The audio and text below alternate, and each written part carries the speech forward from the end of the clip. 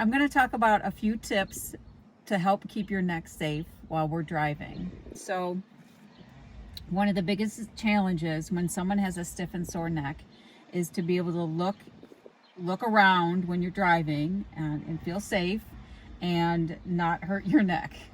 So when you have restrictions in how much you can turn, that can be a real challenge. So the first thing is thinking about your body position in your chair, right? So I've talked about this before. If I have a body position where I'm kind of rounded in this C shape and I'm driving and I need to turn my head even to look at the person next to me, this is going to require a certain amount of rotation in my neck joints. And it's going to require a lot because my shoulder, because I'm in this kind of rounded position, I'm sort of anchoring my shoulder and this upper back forward so that when I turn, it makes it more difficult for my head to turn. It requires more stress. It's harder to do. So the first thing is taking a look at how are you sitting in the car. If I simply get my vertical lengthening action in my mind and think about that vertical lengthening position, and my chest is up, sternum is up, shoulder blades are down and back of my neck is long, then when I go to turn, it doesn't require as much stress in my neck. I can turn easily. If I'm down here, this requires a lot more compression in my neck this way.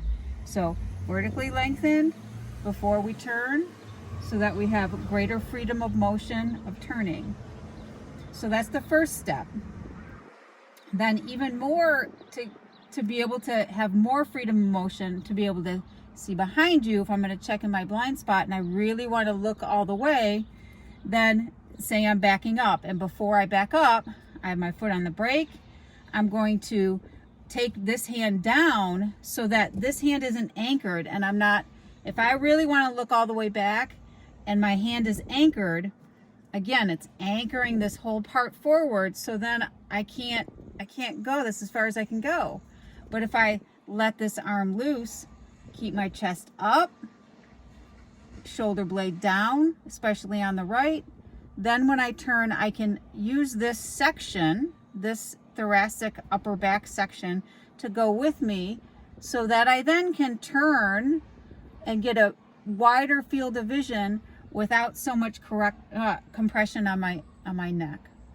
So first step was look at your position so that you're not always in this C position or down here, butt slid forward, posteriorly tilted, shoulders forward. So butt all the way back to the back of the chair so that the pelvis tips forward a little bit so you can get as neutral and long as possible. Tall position before you turn your head and neck. And then if you're going to turn all the way back, drop the one hand, let the shoulder girdle help you look all the way back, and then come back to neutral. That's a good start.